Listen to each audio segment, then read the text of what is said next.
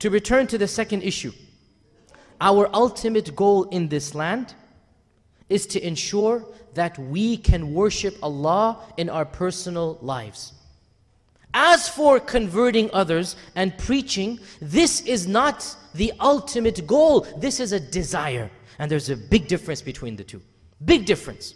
Somebody says, why are you here? You don't say, and this is not, that's the point. You don't have to say, my only reason for being in America is because I want to convert all of you to Islam.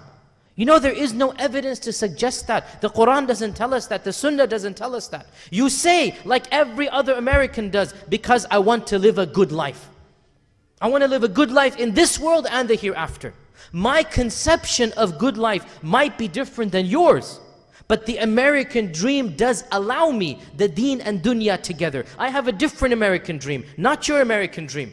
I have a different American dream. But the American dream nonetheless is there, that I can worship Allah freely and live a good life in this world as well. رَبَّنَا آتِنَا فِي الدُّنْيَا حَسَنَةً وَفِي الْآخِرَةِ حَسَنَةً.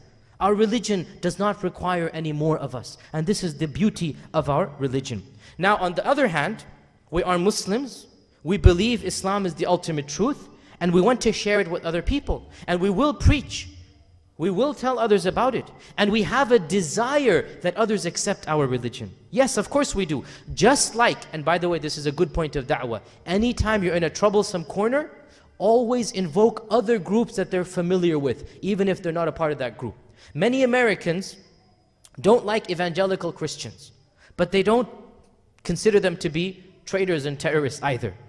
Many Americans, especially in Northeast, I mean Texas is different here, but many Americans, mainstream America, really, generally, does not like evangelical Christians. If you read much of the commentary in the New York Times, the Washington Post, mainstream media, it has a very, if you like, standoffish attitude towards them.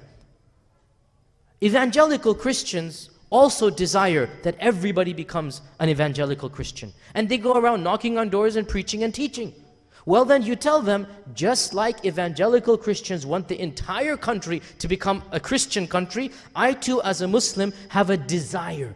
It's a desire that I want everybody to become a Muslim, but it's up to you. I will preach and teach. If you want to become, then alhamdulillah. If not, that is your choice that you have to make and you have to answer for. When you say it like this, you're not in any problem at all, from your religion and from the nation state. Remember, the goal is we need to find a suitable solution that is Islamically acceptable and also allows us to be full citizens of this country. And I think that this answer does allow us to do this. If, on the other hand, you continue to preach that your only role and job in America is to convert it to an Islamic Khilafah, that you're only here so that everybody else converts until finally, and I heard this in a khutbah myself pre-9/11, pre-9/11 people would say things and nobody would care about it in those days. If you even went to the FBI to report it, they would laugh at you. It's like, so what if he said that? Whereas now everything takes on sinister connotations. Here in Houston, a famous person said on the minbar, our ultimate goal in America is to have the flag of Islam flying from the White House. If anybody said this now in post 9/11 America, it's not illegal to say, but that person would get under a lot of harassment, a lot of issues would happen to him. The point is that the only reason you're in America? Therefore, if you don't give da'wah, you are sinful? The response is no. Giving da'wah can be done by living your life as a Muslim. That is the ultimate form of da'wah. As long as you live your life as a practicing Muslim, you are sinless. You have done the minimum required of you. As long as you live your life as a practicing Muslim, you have done what is required of you.